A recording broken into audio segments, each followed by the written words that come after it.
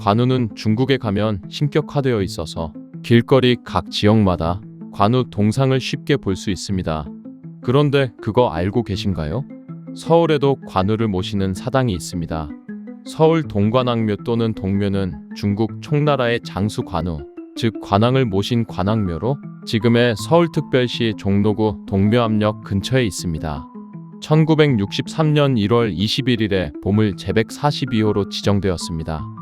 줄임말로 동묘라고 부르기도 하고 공자를 모시는 문선왕묘를 줄여 부르는 문묘에 대응해 무묘라고도 불립니다. 임진왜란 때 조선 땅에서 싸운 명나라 장수들은 이후 조선에 주둔하면서 조선 땅에 관왕묘를 세우고자 하였습니다. 조선 조정에도 협력을 요청했고 명나라 조정은 이에 호응하여 적극 지원하며 조선의 관왕묘를 짓도록 하였습니다. 이중 동관왕묘는 경리장수 양호의 후임으로 와 있던 명장수 만세덕이 권유하여 만든 것입니다. 임진왜란이 끝난 다음 해인 선조 32년 1599년에 공사를 시작하여 선조 34년 1601년에 동관왕묘를 완공하였습니다. 오늘은 관우가 왜 형주에서 혼자 북벌을 하게 되었는지, 관우의 번성 포위 당시 주변 상황에 대해 알아보고 왜 아무도 그를 돕지 않았고 또 배신했는지를 삼국지의 정사 기준으로 알아보려고 합니다. 삼국지의 연의에 보면 조인이 선제 공격하기 전에 제갈량의 계략으로 유비가 관우에게 먼저 번성으로 선제 공격을 명합니다. 하지만 이는 삼국지의 연의의 창작입니다. 여기서 유비가 출병하라고 했는지 관우가 독단으로 출병했는지는 정사에 정확하게 기록되어 있지 않습니다. 유비가 가저로를 관우에게 부여하기는 했지만 그러나 당시 상황을 보면 관우는 상황을 오판해 혼자 독단으로 출병했다고 보는 것이 맞습니다. 일단 유비는 누구보다도 융중대를 실현시키기 위해 준비 중이었습니다. 유비는 한중왕이 되어 마초를 한중왕표 제1순위에 올리며 제갈량의 융중대를 진행 중이었습니다. 여기서 융중대란 마초의 명성을 앞세워 강저족의 협력을 얻고 옹주를 먼저 취한 다음 익주와 형주, 옹주, 그리고 오나라 소노와 협력하여 위나라 전국토를 전쟁터로 만들어 장안성을 도모하고 장안성을 거점으로 허도로 진격한다는 전략입니다.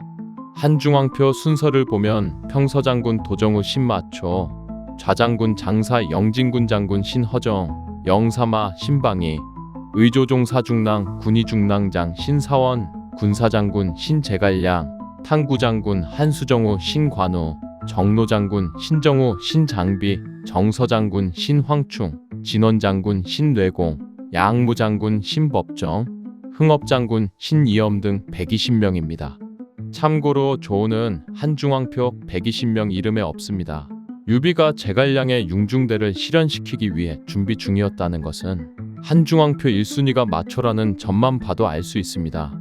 그리고 성도를 치소로 삼고 보급로를 정비하는 등 다가올 전쟁을 준비 중이었습니다. 관우는 입촉, 한중 공방전 때 군공도 없었는데 유비는 형주를 지킨 것만으로도 관우를 인정하고 사방 장군 중 한 명으로 임명하며 가저로를 부여합니다. 여기서 가저롤이란 가저를 지닌 지휘관을 참수할 수 있고 전시 정벌권을 부여하는 것입니다. 여기서 이야기가 하나 있는데 연의에서는 조금 각색되어 나오지만 정사에도 비슷한 이야기가 나옵니다. 바로 유비가 황충을 한중왕표에 올린 것을 보고 제갈량이 유비에게 관우가 인정하지 않을 것입니다라고 간언합니다.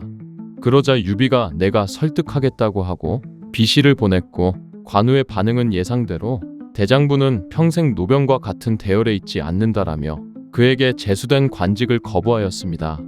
이후 비시가 이유와 상황을 설명하자 관우가 납득하고 직위를 받아들이게 됩니다. 여기서 장비는 황충의 사방장군 임명에 대해 아무 말도 하지 않습니다. 장비는 황충의 활약을 현장에서 직접 목격했습니다. 그런데 관우는 황충의 활약을 보지 못했습니다. 정군산 전투나 조조의 1티어 장수인 하우연이 참살되는 것을요. 그래서 인정을 못한 것이죠. 관우는 누구보다도 군공에 목말라 있었을 것이라고 보고 있습니다. 같은 사방장군인 마초, 장비, 황충은 입촉, 한중 공방전 때 군공이 있었는데 관우는 형주를 지키고만 있었습니다. 물론 군공을 세울 기회는 있었습니다. 바로 익양 대치 때 기회가 있었습니다. 그런데 노숙, 감령에게 막혀서 아무 군공도 세우지 못했습니다. 심지어 형주 3군도 빼앗겼습니다. 물론 이건 예측하기 어려웠고 관우의 실수라고 보기는 어렵긴 하지만 말입니다. 어찌 되었든 관우는 가절호를 받고 여기서 오판하여 바로 출병해 버립니다. 유비는 출병하라는 게 아니라 관우에게 다가올 전쟁을 대비하라고 준 것으로 보시면 됩니다. 아직 오나라와의 익양 대치 후라 송권과의 관계가 불안했고 한중 공방전이 끝난 지 얼마 되지 않은 상황이었습니다. 유비는 관우가 출병했는지 몰랐습니다. 유비가 형주 상황 보고를 받은 첫 번째 소식이 우금 7군이 수몰되고 관우가 이기고 있다는 것이었습니다. 어라? 이기고 있네? 하며 상황을 관망하고자 한 것 같습니다. 그리고 바로 두 번째 보고로 형주가 오나라에게 넘어가고 관우가 맥성에서 위태롭다는 소식을 받았고 마지막으로 관우가 오나라에 참수되었다는 보고가 왔습니다. 이 모든 일이 대략 219년 7월에 시작해서 219년 12월 불과 6개월 만에 일어난 일입니다. 유비가 손쓸 새도 없이 관우가 나락으로 가버린 것입니다. 관우를 옹호하자면 당시 상황은 출병해 볼 만했습니다. 완에서 후음이 반란을 일으켰고 송권이 합비를 공략하고 있었습니다. 그리고 관우가 장마가 올 줄 알고 배를 준비했는지는 모르겠지만 위나라에서도 홍수에 대비해야 된다는 기록이 남아 있습니다. 번성 즉 한수에서 홍수가 날 수도 있다는 걸 알고 있었습니다. 양주자사 온해전에 보면 이렇게 나옵니다. 건한 219년 송권이 합비를 공격했는데 이때 각 주에서는 모두 병사를 변방 지역에 주둔시켰다. 온해가 연주자사 배잠에게 말했습니다. 이 시기는 비록 적이 있지만 걱정할 가치는 없습니다. 그러나 두려운 것은 남방을 정벌하는 군사에게 병고가 있는 것입니다. 지금 강물은 불어나고 조자유는 적진 깊숙이 들어가 고립되어 장래의 위험에 대비하지 못하고 있습니다. 관우는 용맹하여 이로운 형세로 진군해 오면 장차 근심이 될 것은 틀림없습니다. 과연 그 다음에 번성에서 일이 생겼습니다. 어찌 되었든 조이는 배를 준비하지 않았고 관우는 배가 있었습니다. 번성 안에서는 처음에 우금 등의 군대가 폭우로 물이 불어나 전멸되자 어떤 사람이 조인에게 간언합니다. 지금의 위험은 우리들의 힘으로는 감당할 수 없습니다. 관우의 포의 진이 합쳐지지 않는 틈을 타 가벼운 배를 타고 밤에 달아나십시오. 비록 성을 잃을지라도 생명은 보존할 수 있습니다. 하지만 만총이 말했습니다. 산에서부터 흐르는 물은 속도가 빨라 오래 지속될 수 없다고 생각됩니다. 관우가 파견한 다른 군대는 이미 겨편, 허창 인근 하남성의 아래에 주둔해 있으며 허성 남쪽 지역의 백성들은 불안해하고 있다고 들었습니다. 관우가 지금 감히 즉시 진격하지 않는 까닭은 우리 군대가 그들의 뒤를 끊을까 걱정하기 때문입니다. 현재 만일 도주한다면 홍하 이남 지역은 다시는 위나라의 소유가 될 수 없습니다. 그대는 잠시 기다려야만 합니다. 그랬더니 조인이 수긍합니다. 관우의 북진 초기 기세는 대단했습니다. 우금 7군이 수몰되고 방덕이 참수되니 형주자사 호수, 남양태수 부방, 육혼의 솔랑 등이 관우에게 항복합니다. 또 이 틈을 타 조조의 본거지인 업성에선 위풍이 많은 사람이 연루된 대규모 반란을 일으켰다가 조비에게 진압되었습니다. 조조는 업으로의 천도까지 고려했습니다. 그런데 서왕이 원군으로 오면서 상황이 바뀌기 시작합니다. 조조가 장군 서상, 여건 등을 서왕에게 보내며 다음과 같은 영을 내렸습니다. 병마가 집결하기를 기다려 함께 전진하라. 이때 관우는 이미 조조의 추가 병력을 가장 가까운 상용의 병력으로 막으려고 했습니다. 그래서 미리 유봉과 맹달에게 원군을 요청하여 상용 병력으로 서왕을 막고 자신은 양번 함락에 집중하려 했던 것 같습니다. 여기서 유봉과 맹달의 상황에 대해 먼저 이야기해 보겠습니다. 만약이지만 사실 상용의 병력만 왔어도 양번이 함락될 가능성이 높아졌을 수도 있습니다. 아니면 함락은 못 시켰어도 최소한 관우는 살았을 가능성이 높습니다. 물론 상용의 안정을 희생해야 한다는 리스크가 존재하긴 하지만 말입니다. 상용의 안정이 안 되었던 이유는 일단 맹달이 상용성을 공격하러 갈 때 사람 보는 눈 하나는 정확한 유비가 맹달을 믿지 못했는지 유봉을 추가로 보냈기 때문입니다. 여기서 유봉과 맹달이 상용에서 군대를 격파하고 그 일대를 복속한 게 아니라 상용에서 영향력이 상당했던 호족 신의 신탐 세력이 저항하지 않고 그대로 항복했기 때문에 군대나 그를 따르던 사람들이 그대로 상용에 있었고 그 탓에 유봉이나 맹달이 출병하면 불안정한 상황이었습니다. 그리고 유봉은 맹달의 군악대를 빼앗으며 견제했고 신의 신탐 호족들과도 사이가 좋지 않았습니다. 이 상황에서는 원군을 보낼 수 있는 상황이 아니었습니다. 맹달은 입촉 때부터 법정과 같은 위치에서 군략을 논의하던 인물이었습니다. 유봉은 입촉 때 20세의 나이로 장비 밑에서 처음 군공을 세우기 시작했습니다. 애초에 유봉이 맹달을 견제하기는 버거웠습니다.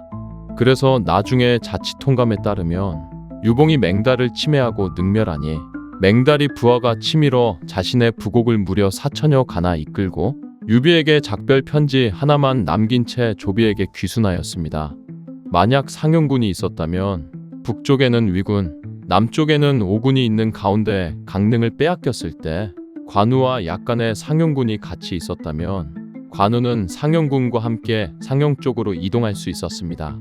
관우가 결정적으로 패망한 것은 형주군의 가솔들이 모두 인질로 잡히는 바람에 휘하 병력을 모두 상실했기 때문인데 상용군은 형주군과 달리 가솔들이 붙잡혀 있을 가능성이 없으므로 관우는 어느 정도 병력을 보존한 채 상용으로 귀환할 수 있었을 것입니다.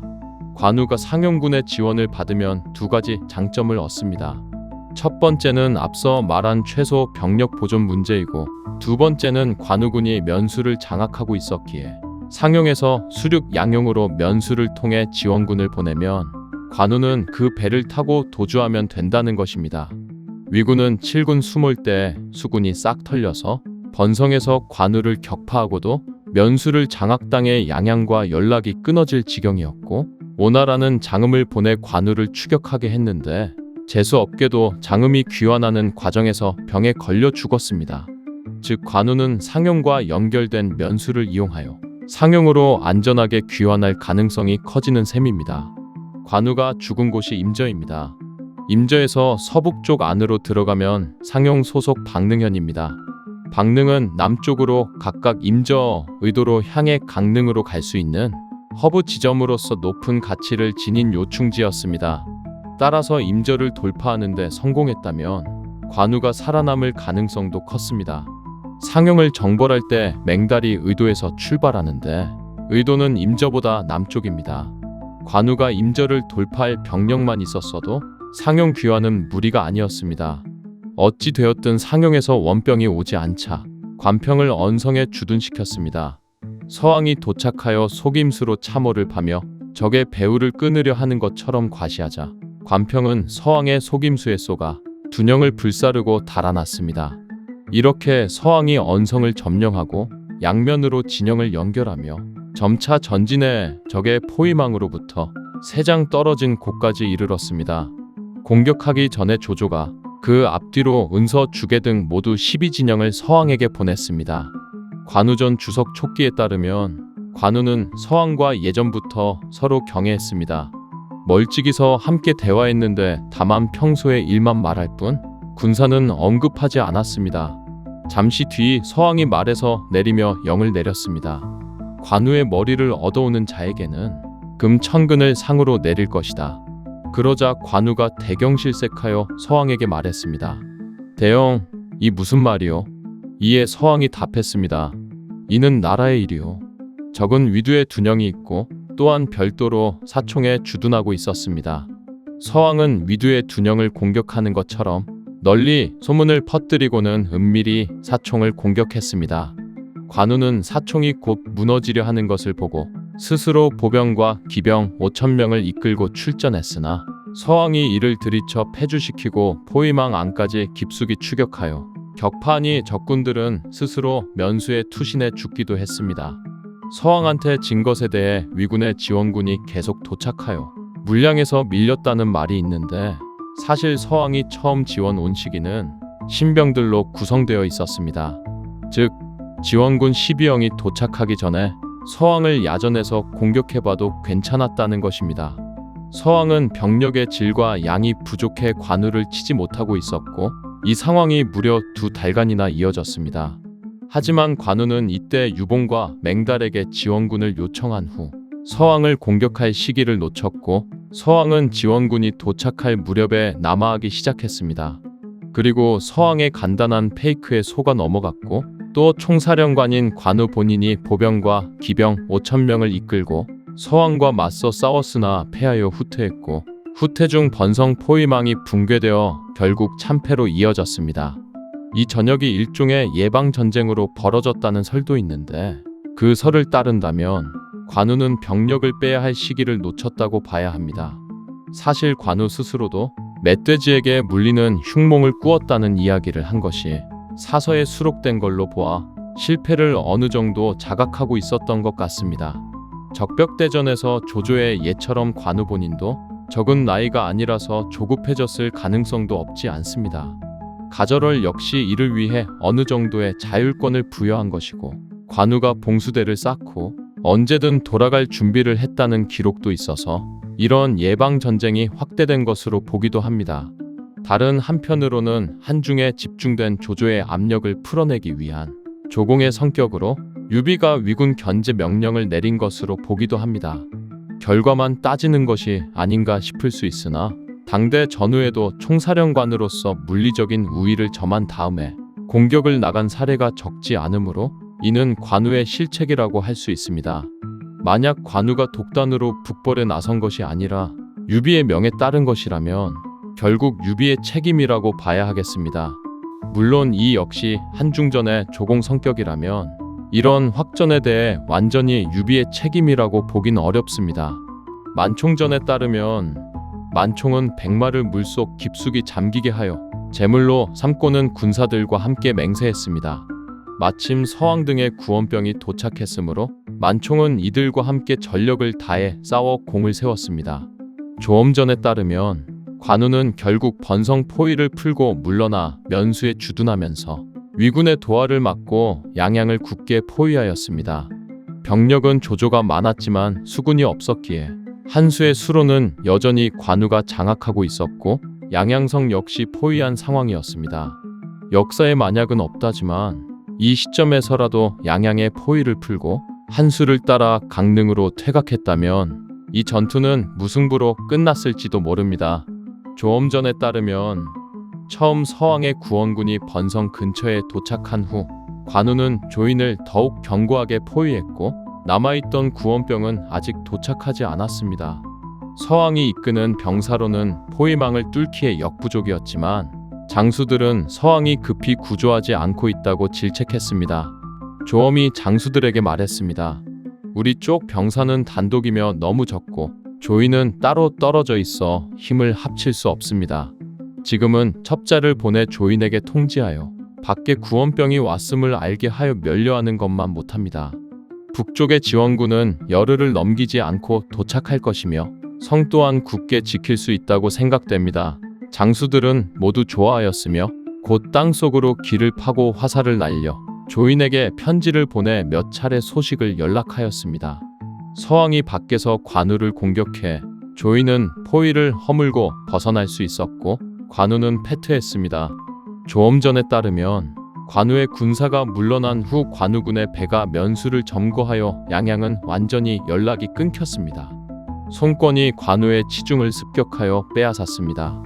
관우는 이 소식을 듣고 양양의 포위를 풀고 즉시 퇴각하여 남쪽으로 돌아갔습니다.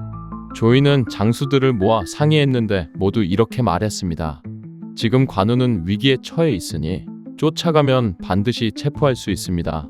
조엄이 말했습니다. 송권은 관우의 배후를 습격하려고 했지만 관우가 구원병을 이끌고 돌아올 것을 염두에 두고 우리 군대가 양쪽 군대가 피로해진 틈을 타서 공격할 것을 걱정하고 있었습니다. 지금 관우는 달아났지만 또 그가 송권의 신복이 될 걱정거리는 여전히 있습니다. 만일 추격한다면 송권은 관우에 대한 태도를 바꾸어 우리에게 재앙을 일으킬 것입니다. 조이는 그래서 전투 태세를 풀었습니다. 조조는 관우가 달아났다는 소식을 듣고 장수들이 추격할 것을 걱정하여 과연 긴급히 조인에게 칙령을 보냈습니다. 그것은 조엄의 계책과 같았습니다. 노숙이 죽으면서 오나라는 관우를 도모하는 것으로 작계가 바뀝니다. 바로 여몽이 군권을 이어받으면서 바뀌는 것이죠. 노숙은 기본적으로 유비와 함께 조조에 대항하는 입장이었습니다. 노숙은 조조가 살아있으니 촉과 오는 서로 도우며 원수가 되어서는 안 된다고 생각하여 촉과 친밀한 관계를 유지하려고 했습니다. 그러나 여몽은 노숙과 다르게 촉에게는 강경한 입장으로 형주에서 땅을 나눠 접한 관우가 매섭고 빼어난 데다 오를 공격할 것 같고 나라의 상류에 있어서 형세가 오래가기 어렵다고 예상했습니다. 그래서 여몽은 양주 북부와 서주를 둘러싸고 조조와 싸우고 있는 송권에게 몰래 계책을 말했습니다. 정노장군 송교에게 남군을 지키게 하고 반장은 백제에 주둔하며 장음은 육격병 1만 명을 거느리고 장강을 아래 위로 순행하며 적이 있는 곳에 따라 대응하고 저는 나라를 위해 양양을 먼저 점거하면 됩니다. 송권은 여몽의 계책을 받아들였지만 얼마 후 여몽과 또 서주를 공격할 것을 의논했습니다. 여몽은 조조는 원가를 격파해 북방에 있어서 오를 신경 쓸 겨를이 없고 서주가 수비병이 부족해 일단 공격하면 이길 수 있을 것이라고 말했습니다. 그러나 합비를 넘어 서주로 진출해도 이 지역은 여러 면에서 공격을 받기 쉬운 평지이며 기병의 땅이라 7만에서 8만을 주둔시켜도 근심하게 될 것이라며 남쪽 병사에겐 익숙한 곳이 아니니 포기하고 차라리 유비의 형주를 빼앗아야 한다고 주장했습니다. 송권은 여몽의 말이 옳다고 여겼습니다. 엄준전에 따르면 송권은 노숙의 후임으로 처음엔 학자인 엄준을 기용할 생각이었으나 엄준이 학문에 열중한다며 사양해서 여몽을 후임으로 기용했다고 합니다. 그의 사후 여몽이 군권을 이어받음으로써 촉한과 손씨 세력의 관계는 형주를 쟁탈하며 파탄이 나 결국 양국의 존망을 걸고 대전쟁을 치르게 됩니다.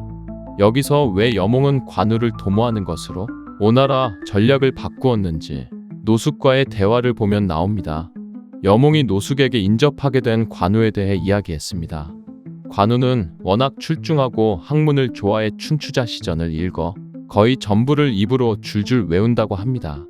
그런데 그는 강직하고 웅대한 기백이 있습니다만 한편으로 자부심이 매우 강한 성격으로 다른 사람들 위에 서는 것을 좋아합니다.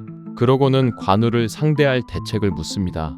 노숙은 때에 따라 적절하게 대응할 것이라고 답합니다. 여몽이 말했습니다. 지금 동서가 비록 한 집안이 되었으나 관우는 실로 곰과 범 같은 장수인데 어찌 계획을 미리 정하지 않을 수 있습니까? 그리고 노숙을 위해 서너 가지 계책을 짜 주었습니다. 그것을 경청한 노숙은 비밀로 하고 발설하지 않았습니다. 그의 발전한 식견에 감탄한 노숙은 여몽의 모친에게 절하고 우위를 맺은 다음에 헤어집니다. 그리고 관우가 번성을 포위하고 있을 당시 관우에 대한 평가가 육손전에 한 번 더 나옵니다. 관우는 자신의 용기에 기대어 다른 사람을 능멸합니다. 관우는 시작하자마자 큰 공을 세워 마음은 교만해지고 의지는 안일해졌으며 오직 북진에만 힘쓰고 우리에게는 경계의 마음도 두지 않고 있습니다. 그리고 육손이 여몽을 대신하여 육구에 도착하여 관우에게 그를 치켜세우는 편지를 보내자 관우는 우쭐해져 오를 경계하고 방비하기를 게을리하였습니다. 연희를 보면 남군태수의 어떤 미방은 고민하다가 항복하고 공안을 지키던 부사인은 바로 오나라에 항복하는데 이건 실제 정사와는 다릅니다. 오히려 반대로 미방이 바로 항복합니다. 실제로 여몽이 군사를 이끌고 오자 처음에는 공안에서 부사인이 맞고 여몽이 보낸 우번도 만나기를 거부했습니다. 오서에 따르면 공안의 장군 사인이 막아 지키니 여몽이 우번에게 명하여 그를 설득하게 했습니다. 우번이 성문에 도착해 수비병에게 나는 너희 장군과 대화를 나누고자 한다라고 했으나 사인이 서로 만나기를 거부했습니다. 그래서 우번은 다음과 같은 서신을 보냈습니다. 적이 공격하는데도 척후가 행해지지 않고 봉화가 오르지 않으니 분명 관우군 내부에서 내응이 있는 것이다. 여몽 장군이 곧 남군을 향해서 육로를 끊을 테니 살아날 길이 모두 막히고 이곳의 지형은 달아나기 힘들다. 장군 그대는 죽도록 싸워봤자 일족이 멸해져 천하의 조롱거리가 될 것이니 현명하게 항복하라. 서신을 읽어본 사인은 눈물을 흘리며 항복했습니다. 우번이 여몽에게 이는 기만일 수도 있으니 사인을 데리고 가도록 하며 군사를 남겨 공안성을 수비하라고 말했습니다. 여몽은 우번의 말에 따라 사인을 데리고 남군으로 갔는데 남군 태수 미방이 성을 지키고 있었습니다. 여몽이 사인을 그에게 보여주자 미방은 쇠고기와 술을 지니고 성을 나와 항복했습니다. 관우전에 따르면 미방은 형주 공방전 당시 관우가 북벌을 실시할 때까지 남군 태수로 있었습니다. 이 지위는 관우의 바로 아래로 실질적으로 형주를 관리하는 자리였으나 관우는 그를 신임하지 않았습니다. 북벌 시기 미방과 사인은 군수물자를 공급했으나 전력을 다하지 않자 분노한 관우가 돌아가면 응당 죄를 다스릴 것이라 하니 미방과 사인은 모두 두려움을 품고 불안해하여 이에 송권이 은밀히 미방과 사인을 꿰자 미방과 사인은 사람을 시켜 송권을 영접했다고 기록되어 있습니다. 또한 남군 태수인 미방은 자신이 관리했어야 할 군수물자를 실수로 상당히 많이 태워버린 사건을 벌인 것이었는데 이는 번성 공방전 전의 일이었다면 관우의 북벌을 늦추는 결과를 초래한 큰 실수였고 번성 공방전 중에 벌어진 일이라면 보급에 차질을 불렀을 큰 실수였습니다. 군수물자를 태워버린 게 여몽의 계략이라는 이야기도 있습니다.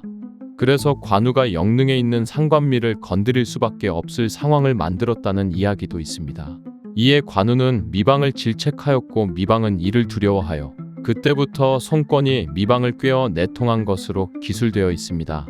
미축전에서도 미방이 관우와 같이 일을 맡아 처리했으나 두 사람은 개인적인 친분 관계가 좋지 않았고 이에 두 마음을 품고는 모반하여 송권을 맞이했다고 나온다. 그래도 약간 더 미방을 옹호할 만한 근거를 대자면 익양대치로 인해 유비가 다스리는 형주의 영역은 남군, 무릉, 영릉만 남았고 식량 생산량이 많은 장사 인근 지역은 송권에게 넘어갔습니다. 군수물자를 태워먹은 실수 때문에 묻혔지 형주 공방전 당시 관우가 일으킨 병력, 우금의 항복으로 인해 그 좁은 땅에서 졸지에 위나라, 포로 포함하여 7에서 8만 명분의 식량을 보급해야 하는 상황이 된 것입니다. 이런 어려운 상황에서 군량을 제대로 공급하지 못하니 죄를 묻겠다고 하면 기가 안 막힐래야 안 막힐 수가 없을 것입니다. 우번전에 따르면 여몽은 아직 군의 성을 점령하지는 않았지만 성 밖의 광장에서 축하연을 열었습니다. 우번이 여몽에게 말했습니다. 현재 충실한 마음으로 투항한 자는 미방뿐입니다. 성 안의 사람들을 어찌 전부 믿을 수 있겠습니까? 어찌하여 신속하게 성으로 들어가 그 성의 권력을 잡지 않습니까? 진짜 성 내부에서 어떤 자가 몰래 계획을 세우고 있었으나 여몽이 우번의 진언을 듣고 관악을 장악한 탓에 그의 계획은 실패했습니다. 여몽은 점령지에서 관우군의 장수와 병사들의 가족들을 다 잡았으나 그들 모두를 보호하고 군중의 명령을 내려 민가에 들어가거나 약탈하지 못하도록 약속했습니다. 심지어 자신과 동양인 휘하 병사가 관품인 갑옷을 덮기 위해 백성의 삿갓을 빼앗았는데 여몽은 군령을 어겼으니 동양이라도 용서할 수 없다며 눈물을 흘리며 참수했습니다. 이 엄격함에 군사들은 무서워서 길에서 흘린 것이라도 죽지 않았습니다. 거기다가 여몽은 아침 저녁으로 측근들에게 노인들을 구휼하고 부족한 것이 있느냐고 묻고 병에 걸린 자에게는 의약품을, 춥고 배고픈 자에게는 옷과 양식을 내어주면서도 관우의 관부 재물과 보안은 봉쇄하고 송권이 올 때까지 사용하지 않았습니다. 오주전에 따르면 여몽은 강릉을 차지해 그곳의 노약자를 위로하였으며 우금 등의 죄수를 풀어주었습니다. 육소는 별도로 의도를 손에 넣고 자기 지강 이도를 수복하고 일흥으로 돌아와 주둔하고 협구를 지켜 촉의 침공에 대비했습니다. 번성에서 서왕에게 격파된 관우는 돌아오는 길에 확인차 여러 차례 사자를 보내 여몽에게 보내 서로 묻게 했는데 여몽은 번번이 그 사자를 후하게 대우하고 성 안을 다니며 다른 장수와 병사들의 가족과 만나보게 하고 편지까지 받아가게 했습니다. 관우군의 관리와 병사들은 자기네 가정이 무탈하면서 옛날보다 더 대우받고 있다는 것을 알아 싸울 마음이 없어졌습니다. 미방과 사인의 항복으로 근거지를 잃은 관우는 맥성에서 농성하는 처지에 이르렀습니다. 오주전에 따르면 송권이 사자를 보내 항복을 권유했습니다. 오범전에 따르면 관우는 맥성에 있으면서 사자를 보내 항복을 요청했습니다. 송권은 오범에게 질문했습니다. 그는 결국 본심으로 투항하려는 것이요? 오범이 말했습니다. 그에게는 달아나려는 징후가 있습니다. 투항한다는 말은 거짓일 뿐입니다. 참고로 오범은 오나라의 점술가입니다. 재앙의 징조가 보일 때마다 미리 구체적인 방책을 이야기했는데 그의 방술은 효험이 많아 그의 명성은 더욱 높아지게 됩니다. 관우는 거짓으로 항복하고 성 꼭대기에 깃발을 꽂아 사람의 형상을 만들어 놓고는 이 틈을 타 서쪽으로 달아났습니다. 병사들은 모두 흩어지고 오직 10여 명의 기병만이 관우를 따랐습니다. 여몽은 반장 주연에게 그 지름길을 끊게 했습니다. 우번전에 따르면 관우가 패하자 송권은 우번으로 하여금 관우의 종말에 대하여 점치도록 했습니다. 우번이 말했습니다. 이틀을 넘기지 못하고 반드시 머리가 끊어질 것입니다. 과연 우번의 말같이 되었습니다. 오범전에 따르면 정찰하는 자가 돌아와 관우가 이미 떠났다고 보고했습니다. 오범이 말했습니다. 비록 떠났을지라도 모면하지는 못할 것입니다. 송권이 관우를 체포하게 될 시간을 묻자 오범은 이렇게 말했습니다. 내일 정오입니다. 송권은 해시계와 물시계를 장치하고 그 시간을 기다렸습니다. 정오가 되었는데도 관우가 붙잡혀 오지 않자 송권이 그 까닭을 물었습니다. 오범이 이에 대답했습니다. 시간은 아직 정오가 안 되었습니다. 잠시 후 바람이 불어 휘장을 움직이자 오범은 손을 치며 말했습니다. 관우가 붙잡혀 왔습니다. 얼마 지나지 않아 밖에서는 만세 소리가 들려왔고 관우를 붙잡았다는 말이 전해졌습니다. 반장전과 오주전에 따르면 반장의 사마 마충이 장양에서 관우와 그의 아들 관평, 도독 조르를 붙잡았습니다. 맥성이나 장양의 위치를 보면 관우는 이미 장악당한 영안 방면이 아니라 상용 방면으로 어떻게든 돌파할 작정이었던 것으로 보입니다. 관우전의 주석으로 달린 촉기에 따르면 송권이 관우를 살려주어 유비와 함께 조조에게 대적하려고 했으나 좌우에서 반대하며 말했습니다. 이리 새끼는 기를 수 없는 법이니 훗날 반드시 해가 될 것입니다. 조조가 즉시 그를 제거하지 않아 스스로 큰 우환을 불러들여 도읍을 옮길 의논을 할 지경에 이르렀습니다. 이제 어찌 그를 살려준단 말입니까?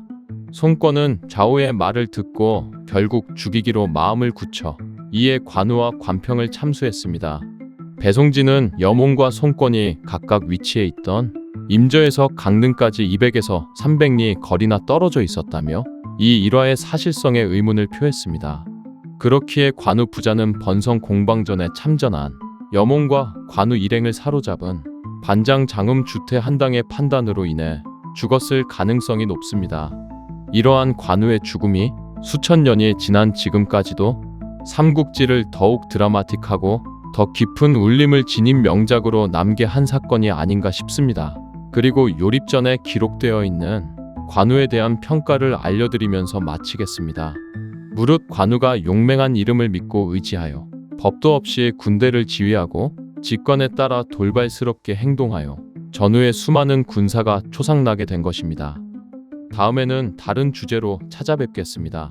감사합니다.